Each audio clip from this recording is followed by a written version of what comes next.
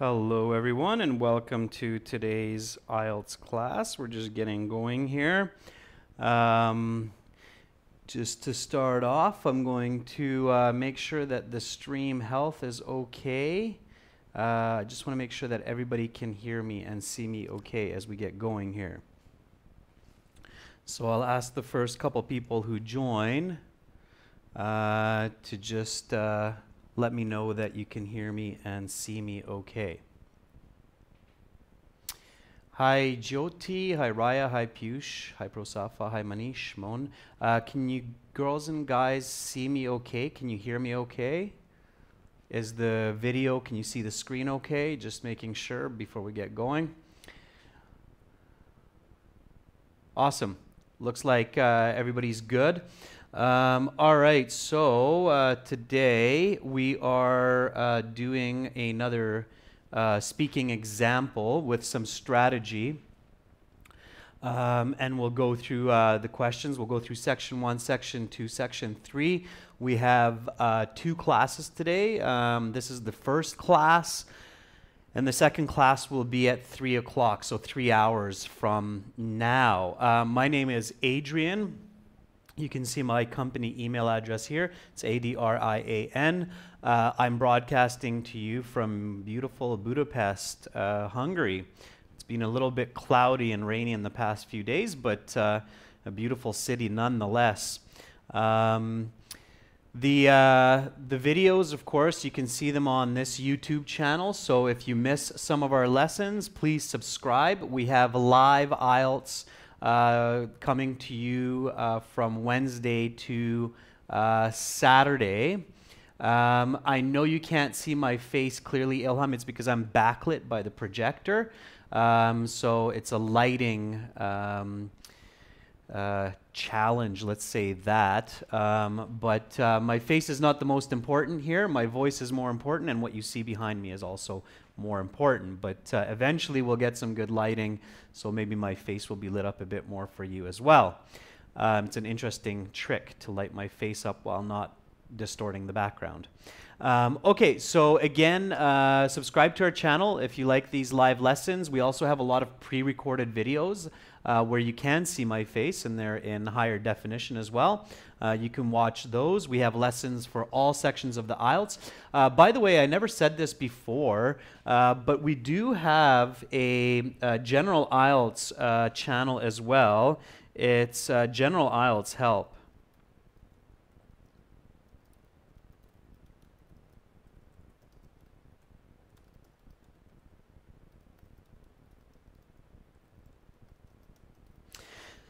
So if somebody is really focusing on the general module, go to our General IELTS Help YouTube channel, and you'll find a lot of videos there for the writing section and for the reading section that are specifically targeting the general IELTS. This channel is more dedicated to the academic IELTS, but of course the listening and speaking are the same in both exams, although of course the purpose of the exams are very different. Academic IELTS is for university study, and general IELTS is for emigration. Okay,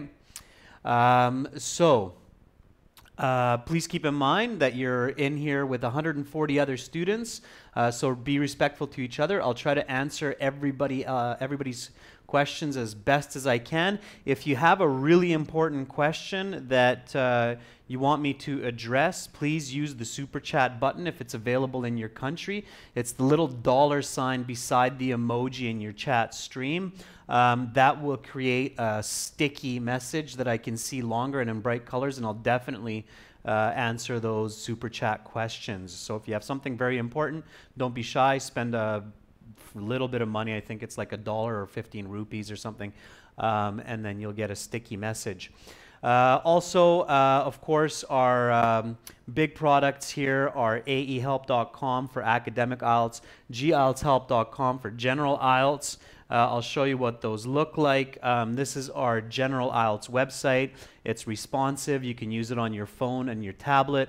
If you're studying for General IELTS, please visit us there. You can get lots of free IELTS materials if you click the green Try Demo button, or of course if you click the Join Now button, you can get our full course with lots of videos, practice tests, interactive software, and so on.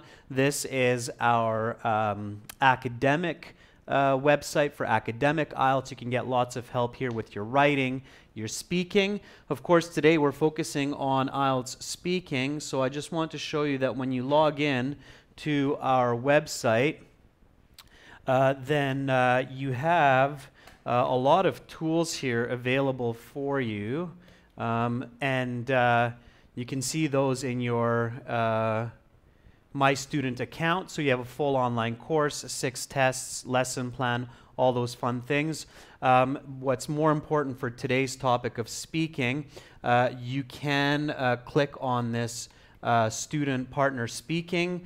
You have to accept our terms, which means that basically you're responsible for your communication. Please, please, please, when you find speaking partners, either on our website or through our YouTube channel, please be very, very careful about what you tell each other about. So please keep your personal information personal, okay? Talk about movies, talk about your hobbies, talk about interesting ideas and plans and so on, but please keep your personal information like your address, your home phone number, where you go to school, those kinds of things private, okay? So you accept our terms and conditions, and then when you do that, then you will have a screen come up like this. On that screen, you'll see other students joining in, and then you can connect with them through that, okay? Now, if you want to book a live speaking interview practice with me, then please click the yellow button there, and then you can go through the payment form, and then you'll be able to book a live speaking interview practice with me. Okay, so that's enough for the sales pitch. I want to get to today's lesson. As I get to today's lesson, before I get heavily into it, any questions? Dilpreet, just keep logged in. So keep logged in to the speaking partner page and just be patient. Reload the page every 10 minutes to get the new list of students who are logging on. So you just have to be patient. It just has to be a matchup of students who are looking for partners at the same time as you. Okay? Nalu'u McGurr, good luck on your speaking on Thursday. Jyoti, if you're busy with work, that's fine. Yeah, absolutely watch it in the evening. Any questions about any of IELTS or speaking right now before I get into it? So anybody have any just general questions that you're curious about? I'll try to answer 3 or 4 questions as best as I can. So now's a good chance before I get into the actual lesson. AJ says, can we use a single quote like he's in speaking or writing? AJ, can you be a little bit more specific about quotes? Do you mean can you use a direct quote? Like he said to me yesterday, I'd like to go to the movies. That would be a direct quote. Don't use that in speaking or in writing. Use indirect quotes. He said to me he would like to go to the movies, or he'd like to go to the movies. Claudio, how many correct answers do you need to get 6.5 in reading? I believe for academic it's 28 or 29, but if you want to check, go to our website and there's a score calculator on the bottom that will tell you exactly how many correct answers you need for 6.5. So you can find that on the bottom of the website. There's a link called a score calculator. I believe these are different for reading for academic and for general, but I believe it's 27, 28. For 6.5. Nalu'u, vocabulary, we'll get into that. We'll cover some vocabulary today. Vocabulary learning is important. As I always say, you should learn 3 to 5 new words each day leading up to IELTS. How many sentences will you use in speaking part 1, Bilal? That's your question. It depends. So it depends on what questions you're being asked. It's important that you answer the questions completely because there is a task completion score. Ilham, there technically is no pass or fail system in IELTS. Your score depends on what is required by the institution or the country where you're applying. So usually for immigration, you need to get at least 5.5 in the general IELTS. And usually for university, for bachelor's level, you need to get 6.5 on the academic IELTS. Okay? Don't know why my computer's falling asleep. There we go. Back here. Don't worry, the computer just thought it was boring what I was saying, so it fell asleep. Utuber is asking a very good question. He says, I'm fluent in English. What can I do? That's a great question. There are a lot of students who are very good in English but still need to do the IELTS. In fact, even native speakers sometimes have to do the IELTS for immigration or for work. It's always a good idea to get the maximum score possible on IELTS that you can, because it's not only good for your university and for your immigration, but it actually looks really good as a certificate on your resume or your CV when you're applying for a job.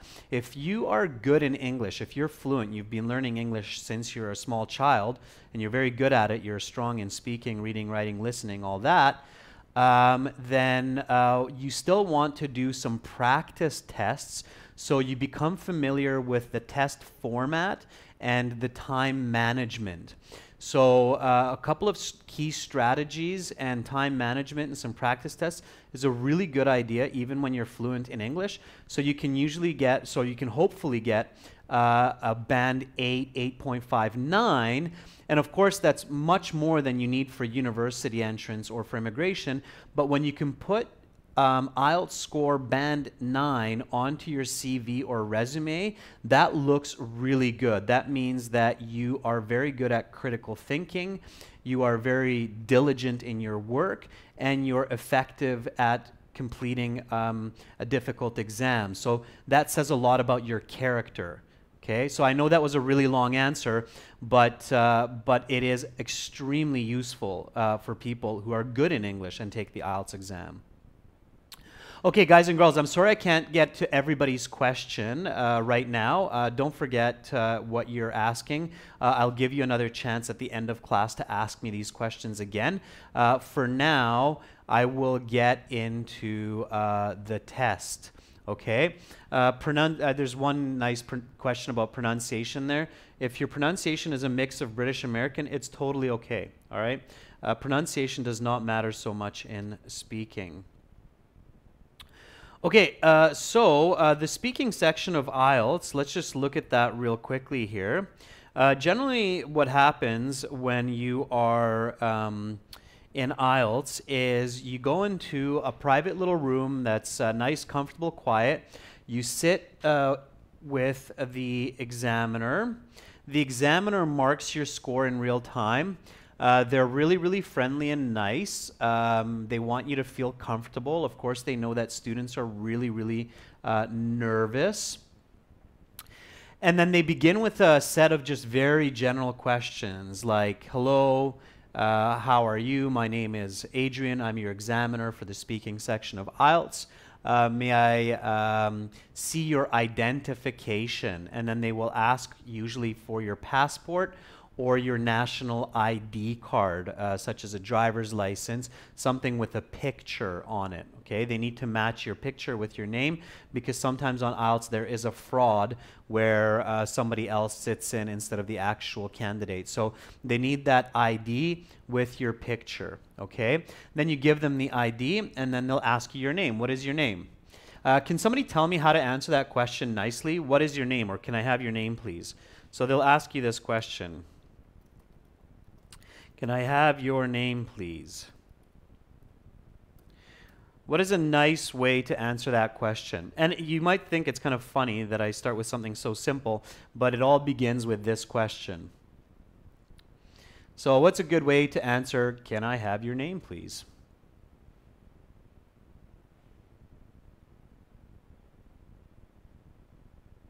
Okay, so Ramesh says, my name is Ramesh Pudel.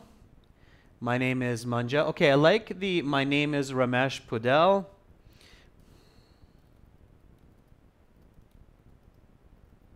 Okay, and then usually they'll ask you, what can I call you? And then you can just say Ramesh or Rami if you have a nickname. Okay, so in IELTS you really want to express yourself in full sentences. But please call me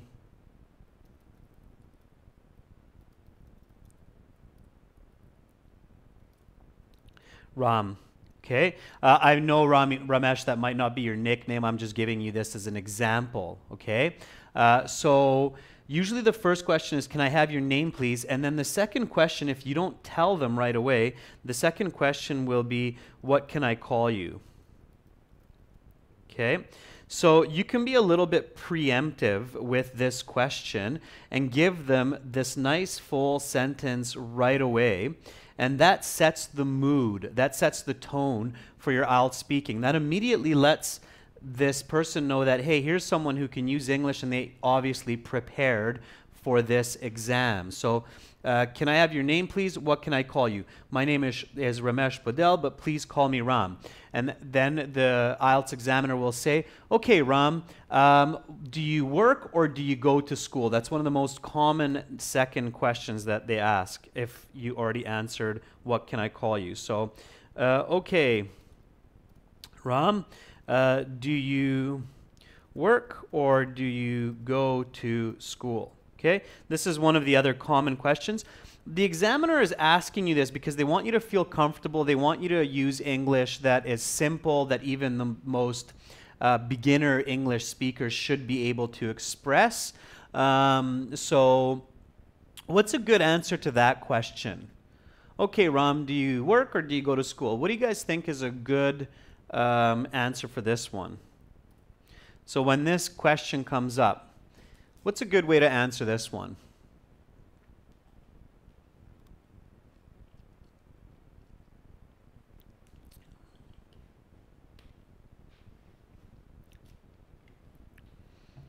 Can anybody tell me?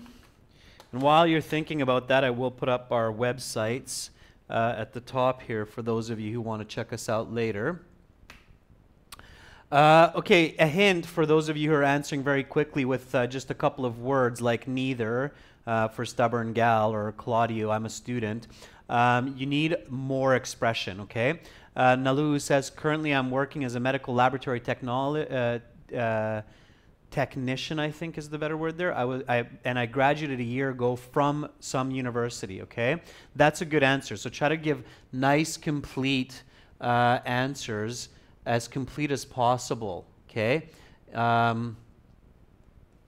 It's very important that you're using very expressive language, okay? I'm just putting up our websites here for students who want to check us out later.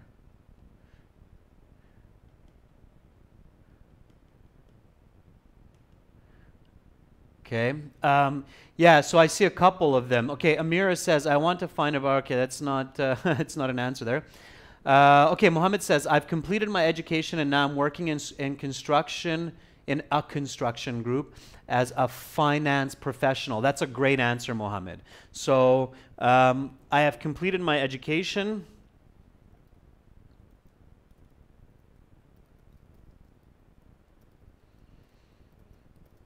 And now I am working for a construction company as a finance specialist.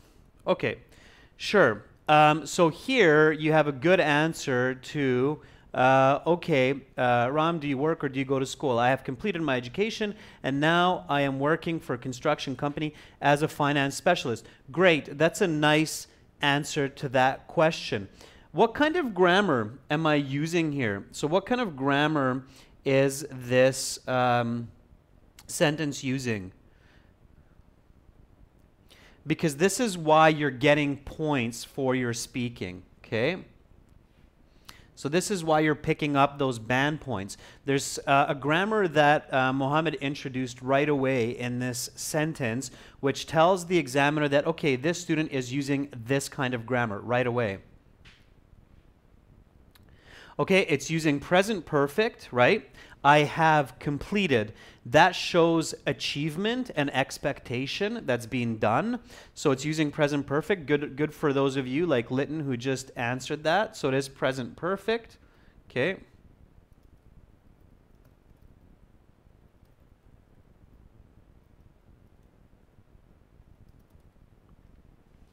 What else? Present continuous, yeah, absolutely. So I am working, so it's using present perfect with coordinating conjunction, joining present continuous. Okay, so you might not know this, and it's okay if you don't know technical English at the level of an English teacher or an English professor. That's fine. You don't need to know necessarily, although it is a good idea, the technical aspects of English at this level. But for the IELTS examiner, interviewer who's marking you, they do know this, okay? They do know this grammar. So right away they know that, okay, this student has just used present perfect. They used a coordinating conjunction and to join two sentences together. And in the second sentence, they're using a present continuous. And if the grammar is used correctly, boom, you're getting points. Your band score is going up, okay? Now, they might ask you another couple questions on these general topics, like they might ask you, okay, and what do you like to do in your free time? Okay, so they might ask you a few more questions like this. Okay, and what do you like to do in your free time? Ram, right? They'll probably keep addressing you by the name that you have given them. Again, Ram, I'm sorry if this is not your actual nickname, but I'm just using this as an example. Okay, so they'll probably ask you a question like this. Mint is asking how to forget that they are recording me. It's scaring me. Yeah, and Mint is right here because often your IELTS exam, your speaking exam will be recorded just in case they need to remark because there's something wrong with the marks. They'll have to listen to it. So that's why you have to speak nice, loud, and clear. I'll talk about that in a second, okay? I'll show you something interesting with what we're doing here that's actually not real speaking, quote unquote, okay? Let's answer this last question and then I'll jump back to analyzing this kind of English so that you're clear about what's actually happening during the speaking interview and the mindset or how you need to think about it, okay? So let's look at this question first.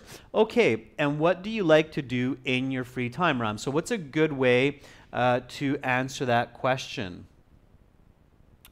Eunice says, actually, I have a lot of hobbies, but I'm really keen on sports such as football and baseball. By the way, guys and girls, repeat everything that I say. So when you hear me say these sentences in English, of course, Canadian West Coast accent, it's one of the more clear accents in the world. Please repeat me. So repeat what I say. This is great speaking practice. Of course, I can't hear you. I can only see what you write for me. But I'm guessing that a lot of you are sitting in your study or in a private space. And as loud as possible in your surroundings, if you're in a library, please don't shout. But just repeat these sentences, especially the questions and answers. So repeat questions and answers, okay? So repeat the Q&A that you hear, okay? So questions and answers, just repeat them, okay? It's a very good practice for you right now to repeat these sentences. All right, I see some of you are answering. So I like to watch TV shows. Sometimes I read nonfiction. That's what Stubborn Gal says. It's not bad. I like that two-part sentence answer. And Nu'ul, I saw that you gave a nice long answer there as well, but it's off my screen. Mariah says, I really enjoy cooking and watching movies. Also, I go online a lot. Okay, be clear with that one, Raya. Why do you go online? So keep remembering the why question. I go online a lot because I like surfing the internet for interesting shows, okay, or magazine articles. Mohammed says, whenever I get time, whenever is one word, Mohammed, whenever I get time, I will try to catch my friend to hang out and play some soccer. Try to be a little bit more detailed. Bilal says, well, in my leisure time, I spend most of my time playing cricket and watching some special news shows. That's good. Nice paraphrasing there for leisure time instead of free time. Paraphrasing, such as leisure for free time, does get you higher band scores because it's showing me that you have more lexical resource. That's one of the ways that you're being marked, is your lexical resource, and you're paraphrasing a lot to do that, okay? But make sure that your paraphrasing is good, because if it's bad, then your score goes down. You're better to use the same vocabulary. All right, Tulsi says, I usually spend my free time hanging out with my friends. Sometimes I stay at home if I have work or study. You just cut out the word any. Okay, Stephen Onoviran says, I expend, no, not expend, I spend, okay? I spend my free time meditating and making notes for the purpose of future decision making. Interesting, so you philosophize. Great.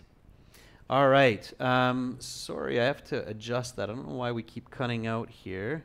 Oh, okay, just a second. I can fix that. One plug missing here. There we go. Now it's good. Now the screen will not go black anymore. All right, so those are all good, and we'll just take one of those. In my leisure time, I like to hang out with my friends and play sports like football or tennis. This is not only fun, but it helps me keep in shape. Okay, so I'm answering the why question here, of course. All right, so this is my answer there. Let's just move this question down to the next page so you can see that. So, okay, what do you like to do in your free time, Rami? So in my leisure time, there's paraphrasing there. I like to hang out. Hang out as a phrasal verb. So you're, again, your lexical resource, your vocabulary base, you're shooting your band score up. I like to hang out with my friends and play sports like football or tennis. So I'm using some nice expressive language. I'm giving details, okay? This is not only fun, but it helps me keep in shape. So I'm answering the why question. The why question, guys and girls, is key, okay? Always try to ask that why question. When you look at practice speaking exams, you will often see that there is a question like this. Just give me a moment and I will be back in 2 seconds to explain this further. Okay, just a moment.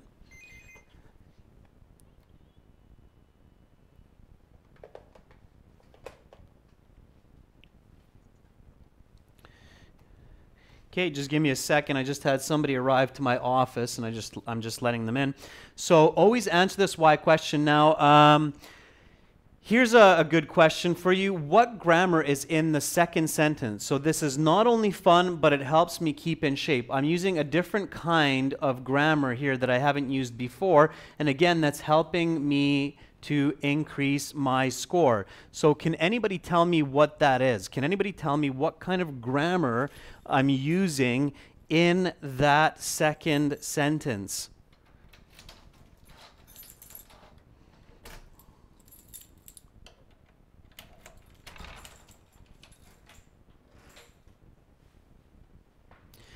That's right, Raya. That's the right answer. It's a correlative conjunction, okay?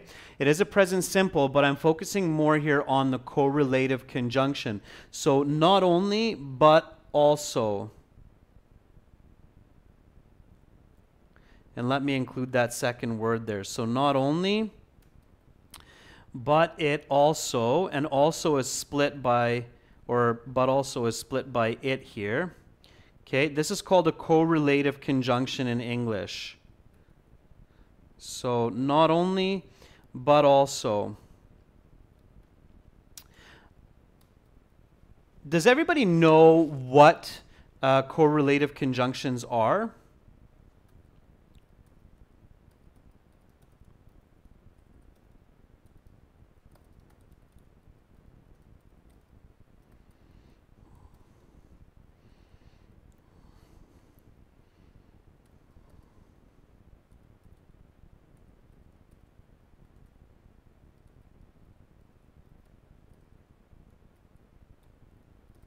Okay, I'm not going to write all of them up here because there's a few. I'll write maybe one more.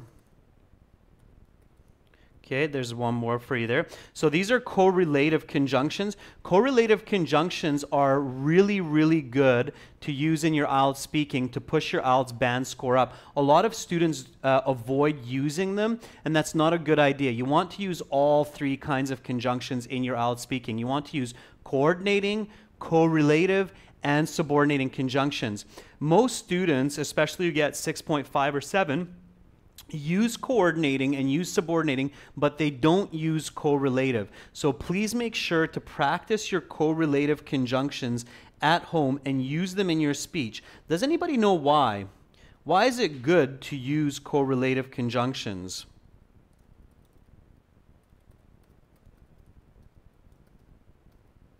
So why is it good to use these conjunctions in IELTS speaking? Anybody know? Yeah, and ProSoft has put some more up there for everybody. Neither, nor, whether, or. So, good job, VJ. Congratulations on your great score. I hope you use some of the techniques that I was teaching you in the previous classes. Hadil says it enriches the sentence.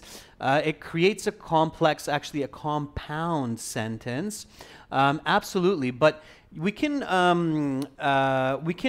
use coordinating conjunctions to replace correlative. So I can say, for example, I can say, my sister and my brother play the piano.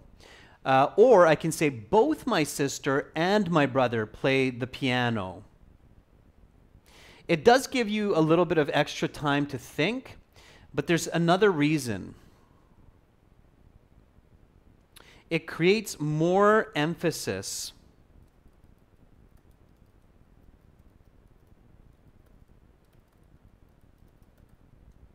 Okay, so it creates more emphasis and it creates stronger language. And that's a key element in good communication. So when you are controlling the emphasis of your speaking, that really shows that you're an effective communicator. Okay, you can control emphasis in several different ways. One by intonation. So I can say it's there's a fire, let's go. So it's really loud, I'm shouting, it's got strong emphasis, right? So I can control it with intonation, I can control it with grammar, like as in this case, I can control it with vocabulary choice. The more you can control emphasis, the higher your IELTS band score will be, okay? The higher your IELTS band score will be. All right, so that's the general questions. Let's just jump back here. So this is how IELTS speaking starts. It says, can I have your name, please? What can I call you? My name is Ramesh Padel, but please call me Ram. Okay, Ram, do you work or do you go to school? I have completed my education and now I am working for a construction company as a finance specialist. Again, please repeat me as I'm going through these questions and answers. And then, okay, and what do you like to do in your free time, Ram? Well, in my leisure time, I like to hang out with my friends and play sports like football or tennis. This is not only fun, but it also helps me keep in shape. Now, clearly, some of you are probably thinking, well, I don't... Yeah, it's good to use Manusha in your writing as well, absolutely. Now, obviously here, some of you might be thinking, well, I don't speak like this in real life. I mean, who actually speaks like that in real life? Nobody really. It's a little bit too formal, it's a little bit too descriptive. But if you want to get high IELTS scores, you have to speak in this way on the exam. You can't speak in very short expressions and sentences as we often do in our daily life, because that does not show your ability. So you need to really express yourself, okay? So express yourself as if you're talking to your grandfather and you're explaining everything in detail. So IELTS speaking is a bit, let's say, fake, in that you need to You need to overexpress yourself. So what I always tell students is think about it as if you are speaking to your grandpa, okay? Your old grandfather. He's maybe like 85 years old, and he's very patient. He wants to listen to everything that you have to say. You want to be very patient and clear with him.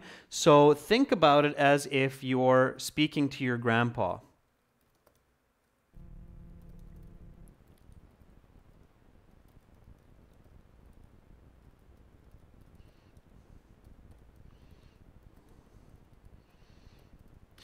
Okay, what that means is clearly, loud, detailed, expressive, repetitive or paraphrasing, choosing words carefully,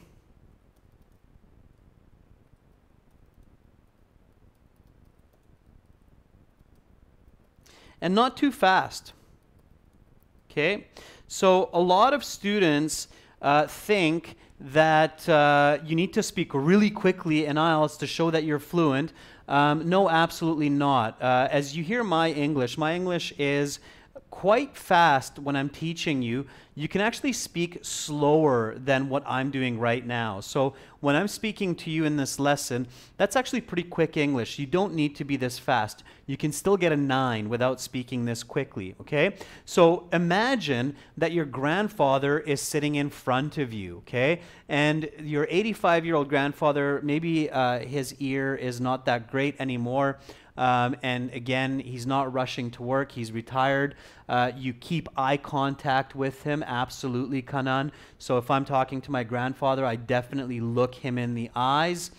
You're smiling, of course. That's right, Manushi. I usually smile when I look at my grandfather.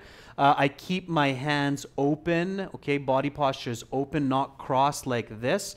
It's a bad idea to cross your arms. If you have a habit to cross your arms, please try to stop that.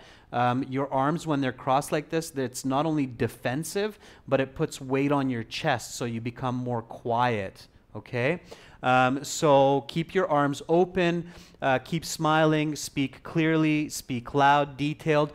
If they say, you know, if they look at you like, I don't understand what you're saying, because maybe grandpa looks at you sometimes like, I don't know what my grandchild is trying to tell me, then you don't get stressed, you don't get nervous, but you try to say it again in another way. So thinking about the IELTS examiner as your grandpa is a really, really good idea, okay? That's a very clever way to visualize your IELTS examiner is your grandfather, all right? And that should also help you feel a little bit less nervous, Sai Baba, all right? So that's one of the important points there. Okay, so that is the first steps in IELTS. You've sat down, you've visualized this person as your grandfather, you're speaking respectfully at a nice, comfortable speed, you're choosing your words, you're giving details, you've answered your name, what you do, what your hobbies are, and then the examiner says, okay, now I'm going to ask you some questions on a general topic. All right, so here we're back again with our IELTS speaking section questions. So your examiner basically has a sheet in front of them that they only see, okay? And that sheet has some questions on it. It will have the part 1 questions on it. They'll also have a card for part 2. We'll get there later. Okay, and then they say, well, let's talk about a general topic. Let's talk about, for example, transportation. Okay? If you don't know the topic, like transportation, don't panic, okay? Don't freak out. Don't get scared. It's okay. Again, as I go through these, please repeat the questions and answers after me so you can practice speaking at home. Now it's a good time to practice this at home. So when we're saying these questions and answers, please repeat after me, Okay? So the first question is, what are some common kinds of transportation in your city? What is a keyword that you need to pick up in this question? What is one of the key words that you need to pick up when you're asked this question?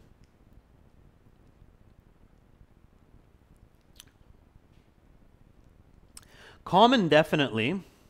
So common absolutely is one.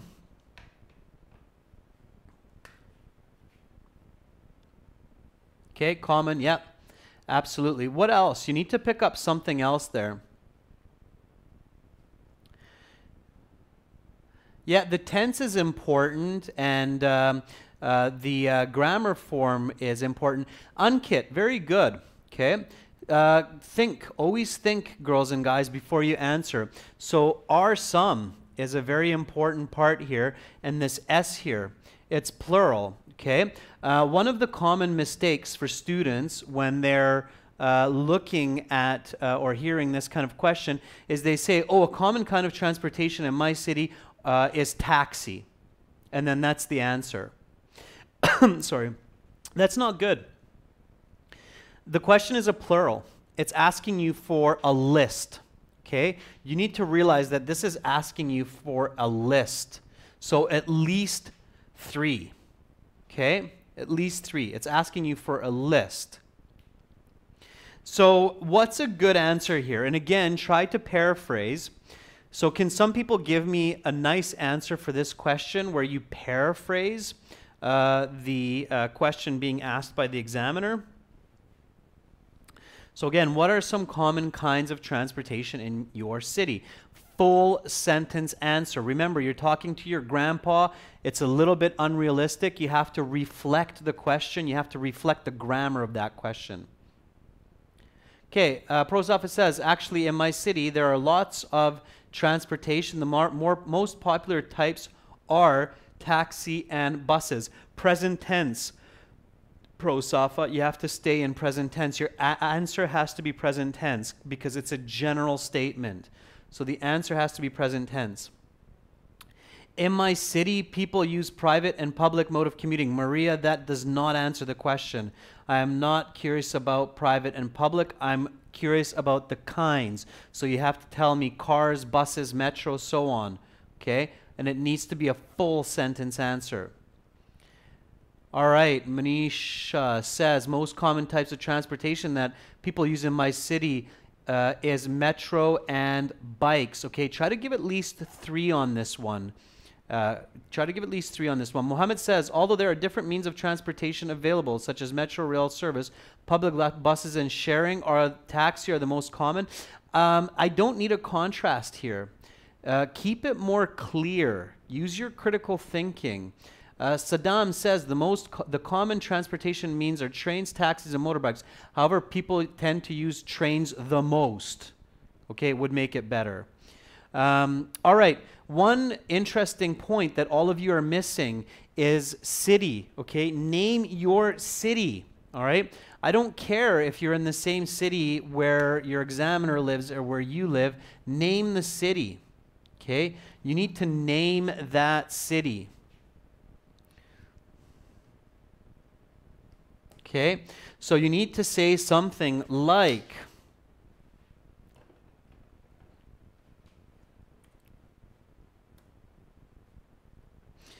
in my city of Budapest, the preferred modes of transportation are buses, trams, and metro. Of course, many people drive personal vehicles. Okay, this would be a level 9 answer. It's present tense. Are buses. I'm listing at least 3. I'm doing some nice paraphrasing of grammar. So again, repeat after me. The question is, what are some common kinds of transportation in your city? Repeat after me. In my city of Budapest, the preferred modes of transportation are buses, trams, and metro. Of course, many people drive personal vehicles. Give that as your answer. You're on your way to a 9. All right, so keep that in mind. Paraphrasing, keeping the same grammar of the question, and paying attention to the key elements so that you accurately answer the question. So many students comment on our speaking videos like, oh, I did so much better than this student. I don't think they're an 8.5. I only got 6. Why didn't I get more? And the truth is that when I hear some of these students and the answers they give, the very obvious reason of why they're not getting a good score is because they're not accurately answering the question. They're not giving clear answers to the questions, okay? If you give a clear answer to the question, you will also get 8 and 8.5. There's one video on our website where we have a woman from India, and she's speaking giving answers, and she gets a score of 8.5, and so many students, especially from India, think that she doesn't deserve that score. Watch that video on our YouTube channel and you'll see what I'm talking about. She's definitely an 8.5. I've heard her speak beside the IELTS exam lots in English, and she is definitely a very high level English speaker. So pay attention to details. All right, let's go to the second question. Which type of transportation do you use most often? Why? Okay. What are the key elements of that question?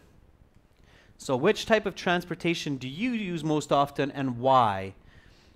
What are the key elements of this speaking question? Don't worry, Roshni, you're still in time. There's lots to go. Yeah, most often is definitely a key element. What type of language is often? So when we have always, often, usually, sometimes, what do we call this kind of language in English? Anybody know?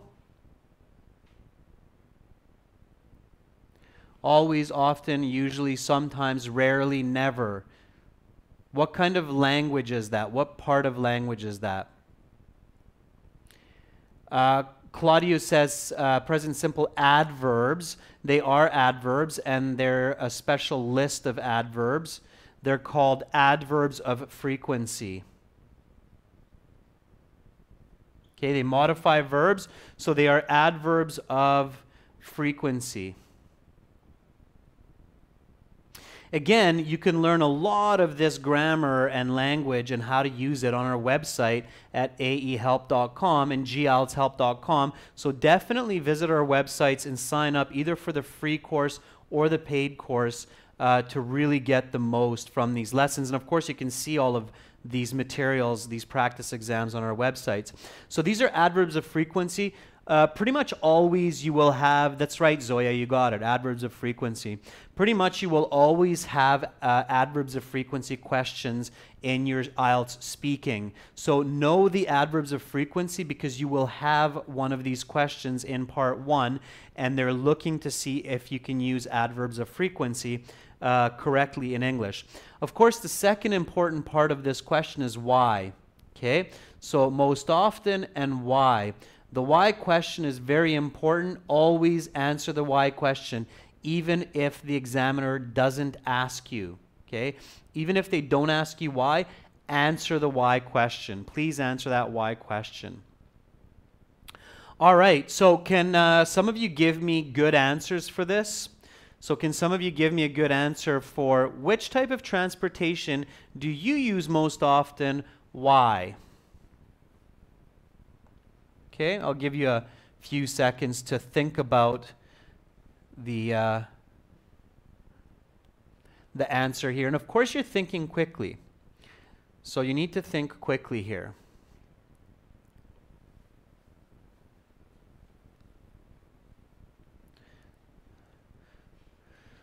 Which type of transportation do you use most often and why? Okay.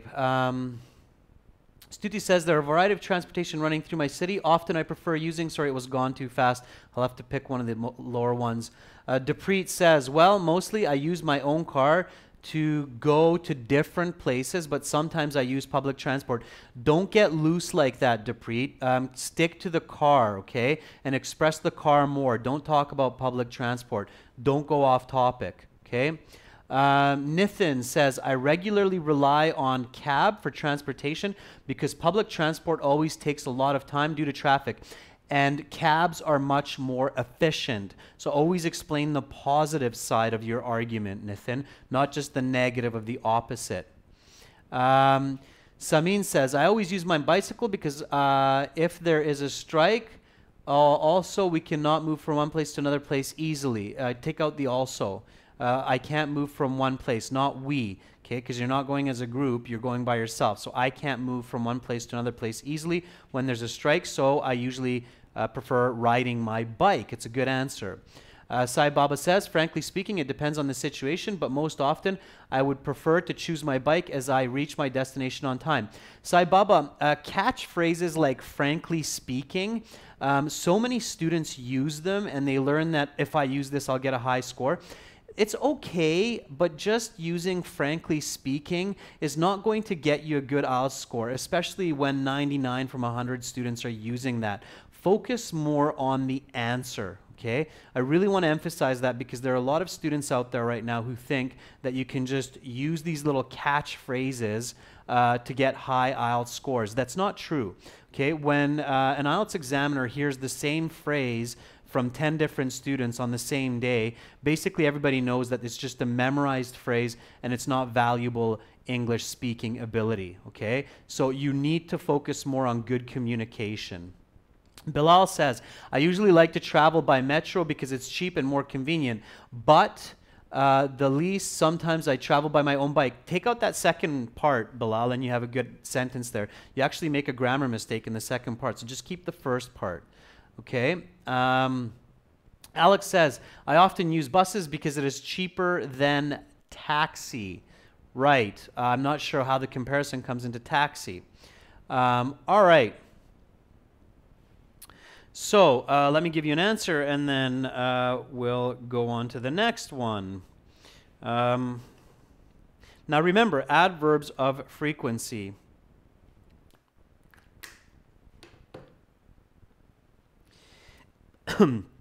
I almost always ride my bike to get to my destination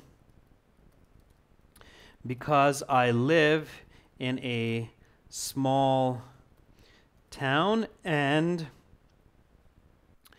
riding the bike makes it cheap and healthy to commute. However, if it's raining, sometimes I will take a cab. Okay? So here I have my example sentence. I almost always ride my bike to get to my destination because I live in a small town, and riding the bike makes it cheap and healthy to commute. Okay, so I'm giving my answer and my reason. Now notice how I'm using an adverb of frequency always. Almost always is a nice adverb of frequency use here. And then because I know that they're testing my adverb of frequency, so they're not testing my compare and contrast like although or however, that's not why I gave the second sentence, but I gave the second sentence because I'm pushing another adverb of frequency. So I'm pushing the adverb of frequency sometimes. Okay?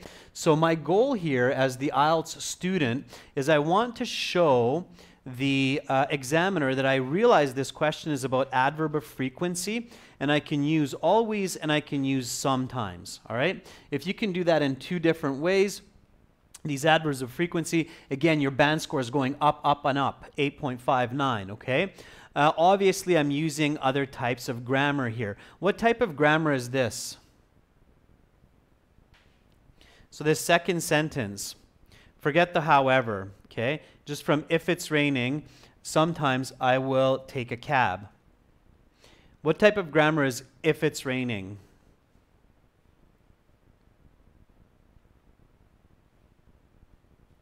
Yeah, it's an if condition or a conditional. That's again another type of grammar that you want to show that you can use effectively. Is it a real or an unreal conditional? Is this a real or unreal conditional? This is for all those grammar buffs out there.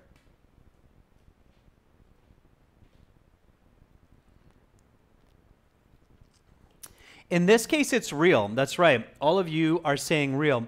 So what's a better word than if? So if I want to replace if, what is a better way to make this a very nice real conditional? I can replace the if with another subordinating conjunction that makes it even better. That's right. Raya and Saddam, you're saying when. Absolutely. So when. Yeah, however, when it's raining, sometimes I take a cab. Yeah, so that makes it even better because when is an absolute real condition, right? So if I want to make this sentence even nicer in English, I can say when. Okay, when is an absolute real condition, all right? That's just giving you a little bit of some high-level English knowledge there for expert-level speaking. Okay, so let's repeat this question and answer and then go to the next one. So just repeat after me. What type of transportation do you use most often? Why? Again, repeat the answer. I almost always ride my bike to get to my destination because I live in a small town and riding the bike makes it cheap and healthy to commute. However, when it's raining, sometimes I will take a cab. Okay? Commute is the vocabulary which means going to and from work or school. Learn it, remember it. All right, let's go to the next one. Here we go.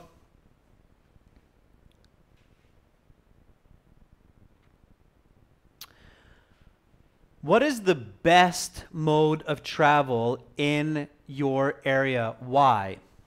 Okay. What is the best mode of travel in your area and why?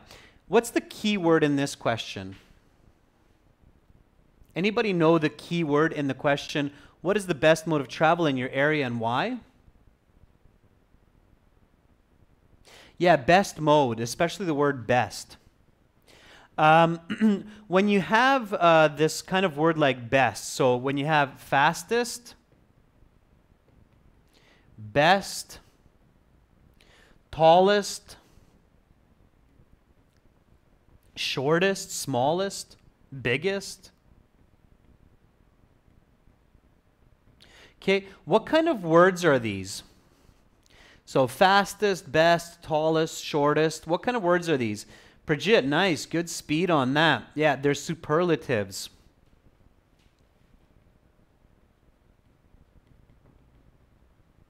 Okay, superlatives means that it's the number one. It's the. There's only one. Okay, it's a superlative adjective. That's right. Now, superlatives, you have to be very, very careful. Okay, when you're using superlatives in your speaking or in your writing, you need to be very cautious. Why? Why do you have to be very careful using superlatives? Especially in your writing. I see a lot of students in writing task 2 misuse superlatives. Why are there so often mistakes using superlatives for students in their speaking and their writing? What do you girls and guys think? What's the big mistake that students make with these?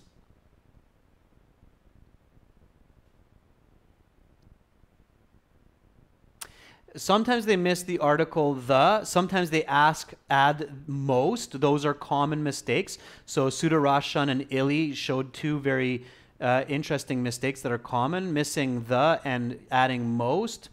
But that's not the biggest mistake. I think Saddam has it there. They miss the comparison. So often students use a superlative instead of a relative, okay? Do not confuse superlative with relative. Okay? One of the most common mistakes I see students making in their speaking and writing is they use a superlative when they should be using a relative. So they'll say it's the best when they should be using better. Okay? Or they should be using taller and not tallest. In the real world, superlatives are quite rare. Okay? You need to realize that in most situations, you need to use a relative and not a superlative. The most common mistakes with superlatives is that they're misused. So students or people even use them when they should be using a relative, okay? The best coffee in the world is probably not in Starbucks, all right? It's very hard to believe. But in this case, it is asking for the superlative, so you need to use the superlative, and definitely be careful with the article the and not adding the word most, okay? So, what is the best mode of travel in your area and why? Can some of you give some answers, please, for me, and I'll give you my opinion. So what is the best mode of travel in your area and why? No, you cannot say more better, Wang Yin. You can just say better, okay? So Safa says the most popular way that people travel by airplane due to convenience and its real comfort. Don't forget to say in your area, okay? It's not in the world. Okay, Stubborn Gal says, people in my area use their private cars or bikes to travel as there's a lack of public transport and the cost of taxi is too high. It's not a good answer because you're not reflecting the superlative best mode. Girls, guys, best mode, okay? Best mode of travel. You have to use a superlative here.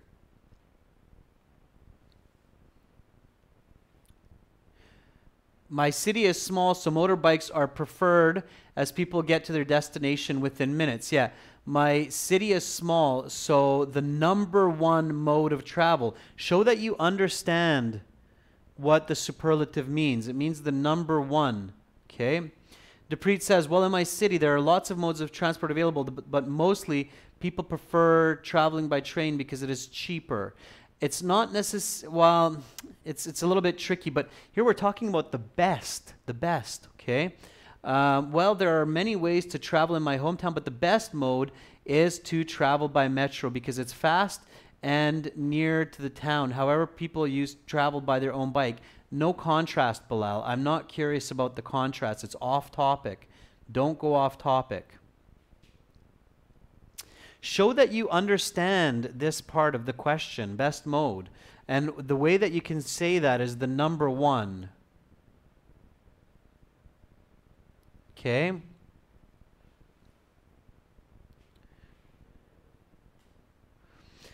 Paul says taking train rides is the most popular. That's a good way to say it. Most popular here in Singapore because it is not just the fastest way to move from one place to another, but is also the cheapest mode of travel. That's good. That was a good one. In my area, there is no transportation facilities, so they are using FOKT. I'm not sure what that means, transportation, Sunny. You have to be a little bit more clear there. All right, girls and guys, I'll give you an answer here myself, and then we'll move on to the next one. So, here we go. In Budapest, the number one method of transit is tram because it connects more locations than any other way of commuting. Okay, so here's my answer. I've kept it quite simple for you this time, just so that you can see that you don't need to overcomplicate answers as long as you're reflecting the key elements of the question. So this question is asking you the best. So best here is number one. Method, a lot of paraphrasing here. So in Budapest, the number one method of transit is tram because it connects more locations than any other way of commuting, all right? So obviously it's very convenient. This sentence is enough in this case to get a 9. So just repeat after me. What is the best mode of travel in your area? Why? Clearly, my answer covers all of those parts. My area is Budapest. So in Budapest, the number one method of transit is tram because it connects more locations than any other way of commuting. Okay? So there you have it. Sometimes you do not need to overcomplicate answers.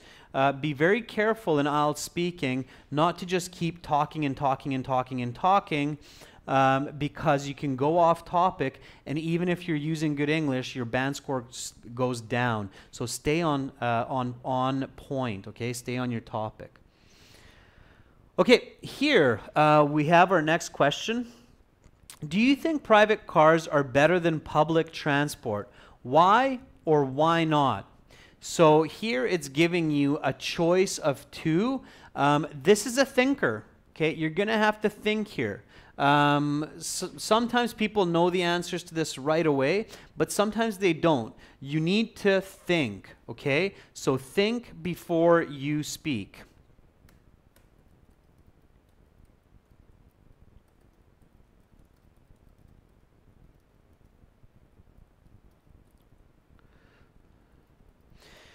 So think before you give answers in IELTS speaking, especially theoretical questions.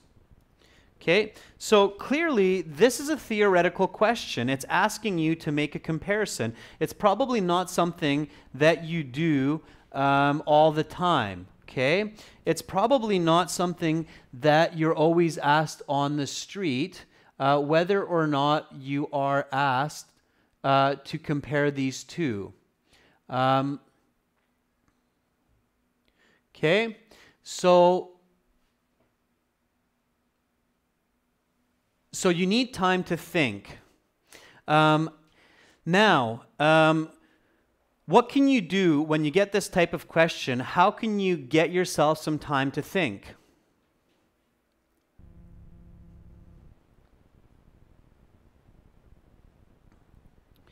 How can you get yourself some time to think?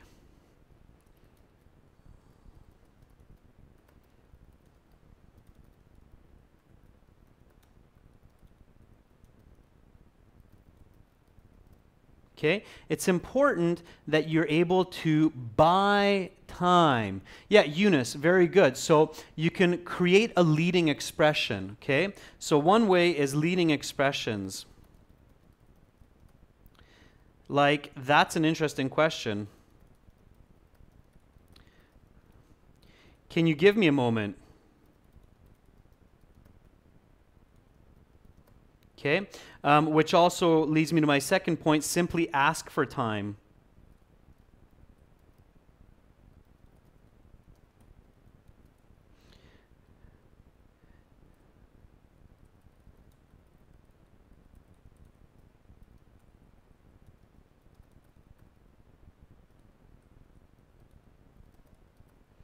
Okay, so can you please give me a moment to think about it? All right, that's another way. That's a tricky one. Can I think for a second? That's a good one too, Raya.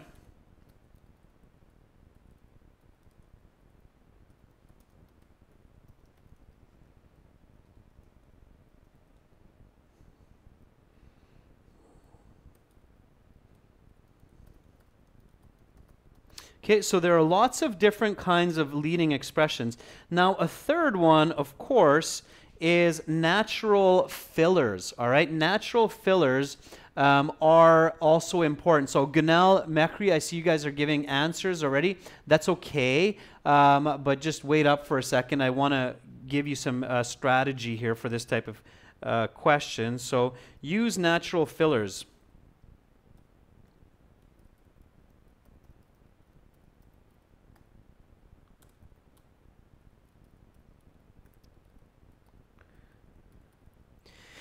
And then, of course, you can combine these.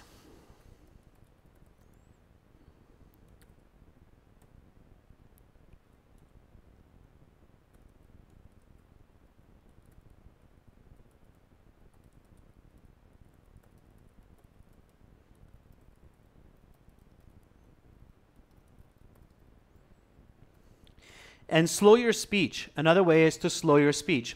Now, here I want to talk about the and the ah, okay? A lot of students stress about the ah and the and they say, well, I think that you lose marks if you say and you ah and and Okay, if you do it a lot, like you're really using a lot of and ah, to the point where it becomes difficult for a listener to understand what you're actually trying to say, and I can feel that you're actually lost in what you're trying to say, you can't find the words, then yeah, your score is going down because your fluency is slow. But using some and ah can be very effective, okay? So using some and ah in your speech can be very, very effective to generate better answers and more clear communication. You have to practice this in your language. So you have to practice at home using and ah effectively to generate good communication instead of broken fluency. All right? There's a fine line between these two, and you need to practice it. All right? Your score does not go down if you use and ah within reason and you use it effectively. In fact, it's a natural part of language, and IELTS is marking your natural speaking ability. So using and ah can be good, okay?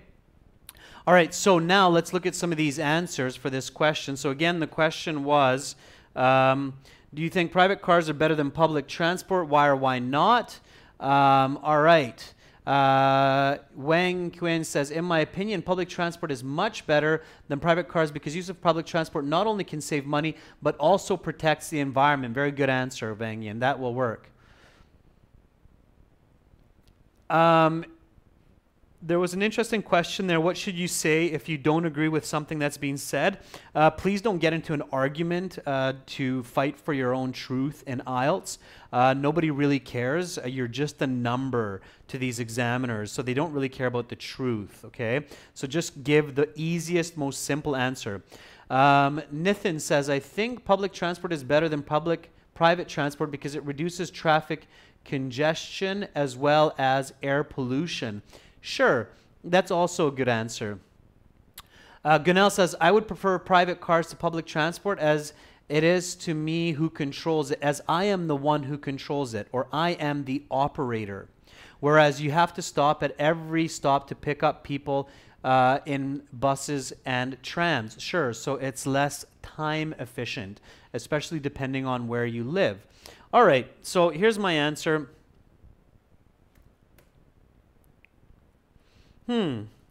That's an interesting question.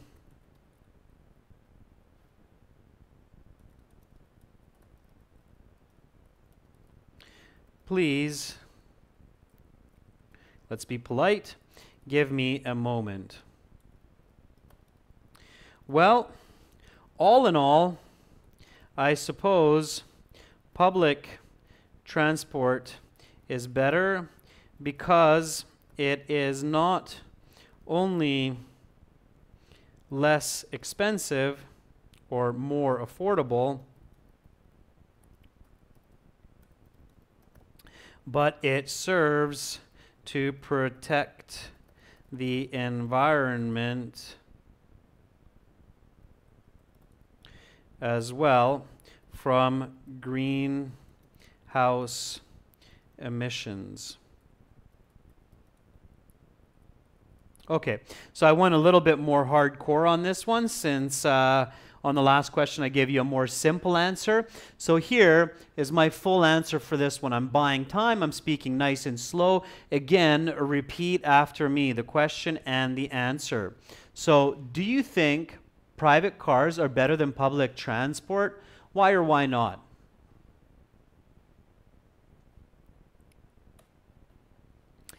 And then the answer is, that's an interesting question. Please give me a moment.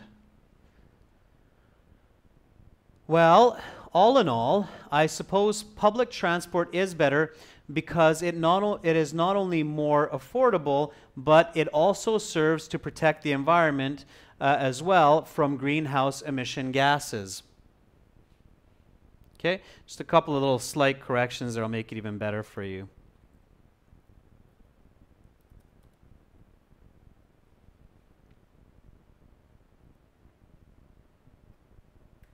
Okay, let's try this one more time. That's an interesting question. Please give me a moment.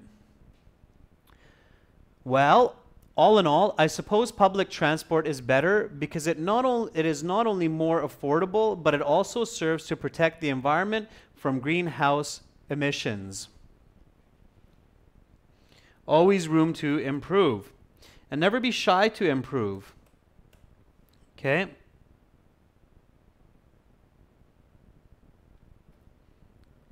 All right. Now, again, if some of you are missing these or if this lesson is going a little bit too fast, don't worry. It is being recorded and it is available on the channel about an hour after we're done broadcasting. So you will be able to review these and be able to repeat these again. Okay?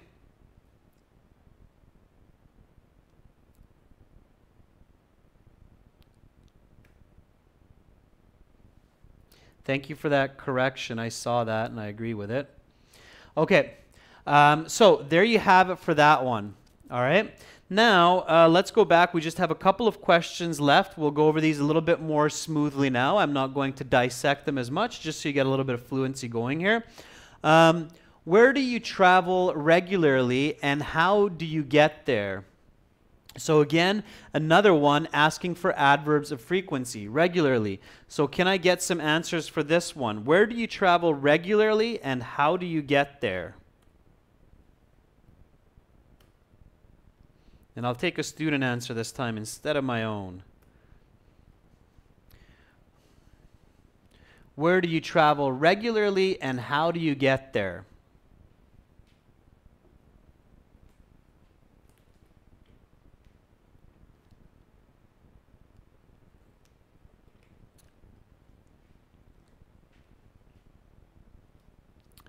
All right, let me hear it. What do you think is a good answer? Remember, you're talking to Grandpa respectfully, giving nice, full, clear answers. Okay, Sai Baba says, on a daily basis, I travel to my office using office transport. Try not to repeat words like using provided transport, okay, or using the company bus. All right, Sai Baba, so try to use a different word. Don't repeat words in the same sentence. That's not good. All right. Lee Kain says, most of the time I travel to my school in Tuen Mun and I always get there by train. That's a great answer, Lee. I like it. Okay. I usually travel to high school with my dad's car. Okay. Do you drive it or does your dad drive you, Claudia? That's not clear. You should say something like, I usually travel to high school, or I'm usually driven to high school by my dad, or I usually go to high school driving my dad's car. Okay, you need some more clarity there. Simmer Cool says, I use my car to get to my workplace or carpool with my friends. Okay, include the adverb of frequency. I most often get to my workplace, all right? We need that adverb of frequency. Don't forget about that, girls and guys. Otherwise, your score is not going to be as high. It's going to be a 6 instead of an 8, okay? Dilpreet says, well, I always travel to my school driving my dad's car. Don't say by my dad's car, guys. It's not clear who's driving, all right? It's not clear if it's your dad that's driving you to school or if it's you who's driving your dad's car to school, okay? So please be a little bit more clear. I'll actually use that one so that you have clarity for the future, okay? Well, I am always driven to my high school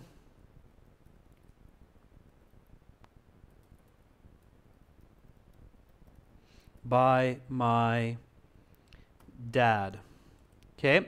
Now, it's a simple sentence here. Well, I'm always driven to my high school by my dad. I go there and back 5 days a week. Okay. So even to add a little bit more detail there, make it a little bit more crisp. Okay. So, well, I'm always driven to my high school by my dad. I go there and back 5 days a week. What kind of grammar am I using here? What's the grammar in this sentence? What did I just show this examiner that I'm able to do?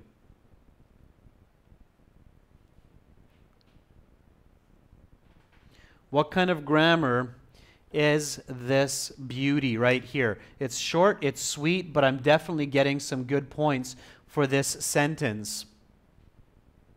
Yeah, that's right. It's a passive voice. So usually, okay, usually active voice is preferred in writing and speaking. Okay, so in most situations, we prefer the active, not the passive, but we prefer the active voice. Especially in university, we avoid passive voice. However, using one or two examples of passive voice, like in this sentence, does increase your IELTS band score, especially in the speaking section, because it shows that you have that ability for that range of grammar, okay? And this is very clear that it's your dad who is driving you daily to high school, okay? And then here I gave a little bit more detail. That's quantitative, okay? Quantitative language is very important in IELTS. So being able to measure 1, 2, 3, 4, 5. So how often do I get driven to school by my dad? Quantitative language is key. It helps your score go up. Throwing in one or two examples of passive voice is also nice, all right? So if it's wrong in this case, if you're actually driving your dad or your dad's car, then you want to do it a different way, okay? Well, I'm always driven to my high school by my dad, all right? So that is my answer for this question. Repeat after me. Question, where do you travel regularly and how do you get there? Repeat after me. Answer, well, I'm always driven to my high school by my dad. I go there and back 5 days a week. Okay? So remember, usually active voice. In academic writing, we always prefer the active voice. But in IELTS speaking, if you can throw in one example of passive voice, that will help your mark because it will show your greater range of what's called lexical resource. Lexical resource is part of your total IELTS speaking mark, and lexical resource is counted on 2 points. It's counted on your range of grammar and your range of vocabulary. So the more range of grammar that you can express, such as passive voice, the higher you will get for your band marks.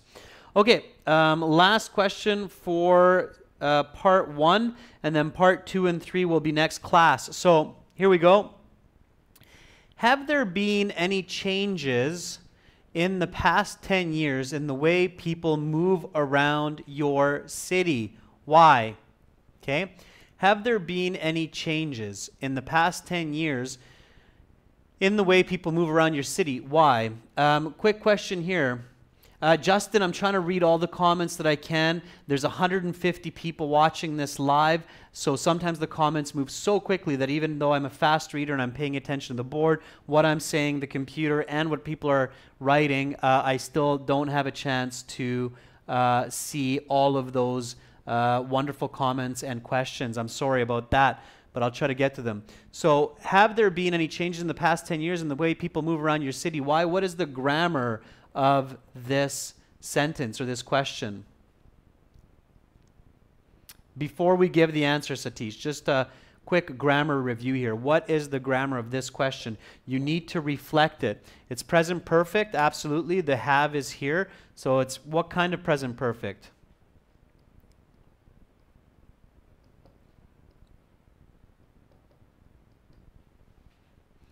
What kind of present perfect is it? Hint, hint, we just talked about it.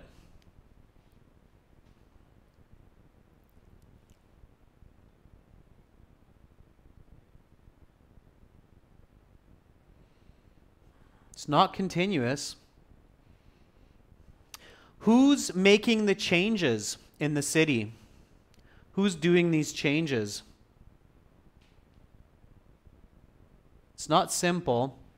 Who's doing the changes? It is present. It's present perfect, so it's now.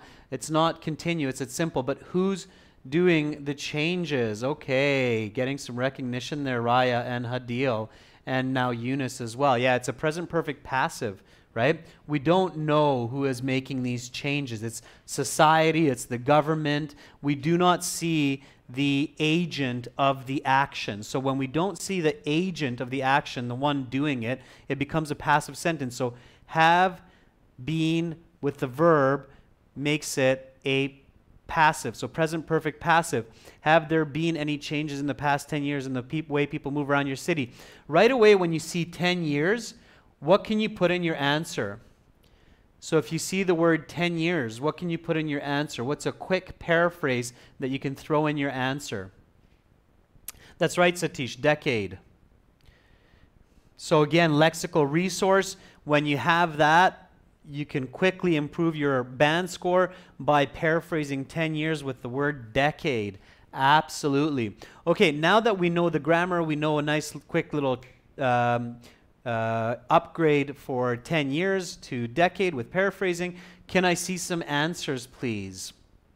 Karen Lloyd Alves says, well, in my city, people have used more motorcycles as a mode of transportation in this decade.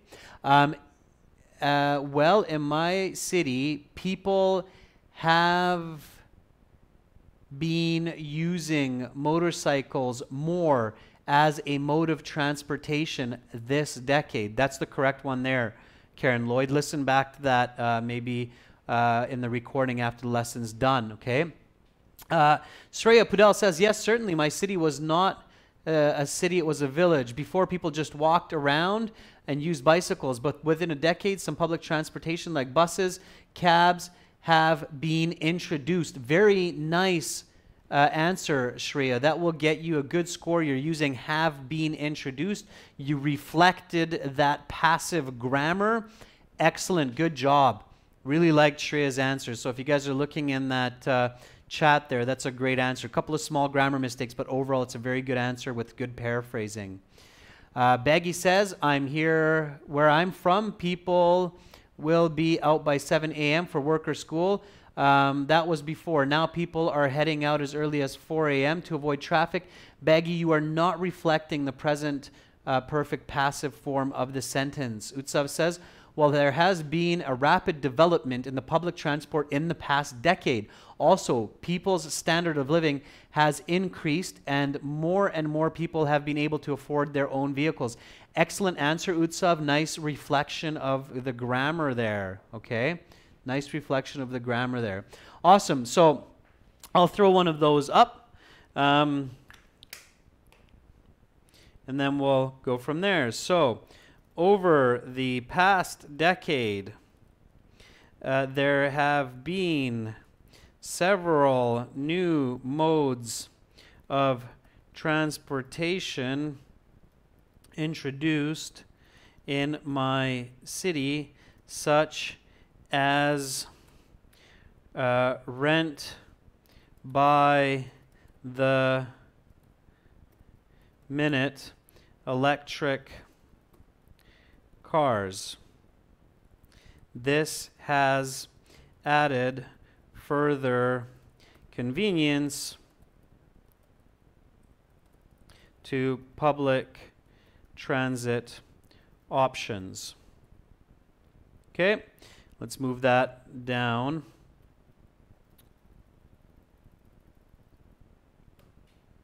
Okay, and then of course many of you probably know Uber has become something of interest these past decades in a lot of places as well, which is basically a private taxi service, although it's a little bit risky. Anyway, here's my answer. So let's repeat the question and the answer. So here's the question. Please repeat after me.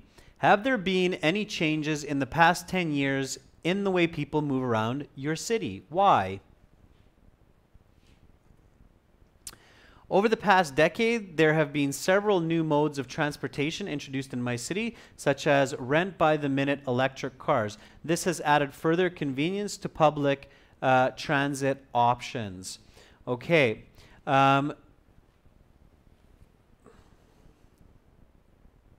And let's not forget the second part of this sentence question. The reason for this is new technology and business.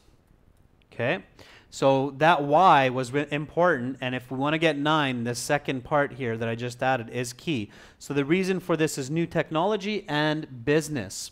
Okay. All right, so I can see that a lot of you gave some good answers there. This is it for the first speaking lesson of today.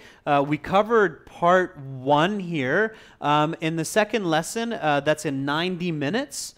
We're going to take a 90-minute break here so some other people in other time zones can join as well. We will cover part 2, which will be this cue card, asking about a person you met in class. And then we will cover part 3 as well, which is about childhood experiences and learning in groups. So that will be in the second lesson for today.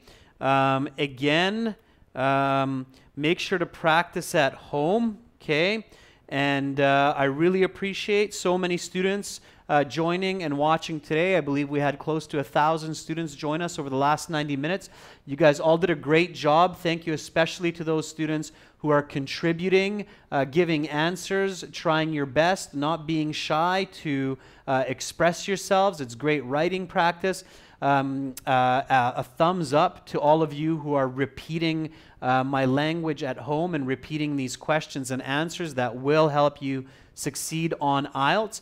Please make sure to subscribe to our channel, follow these live streams. We will have another live stream in 90 minutes.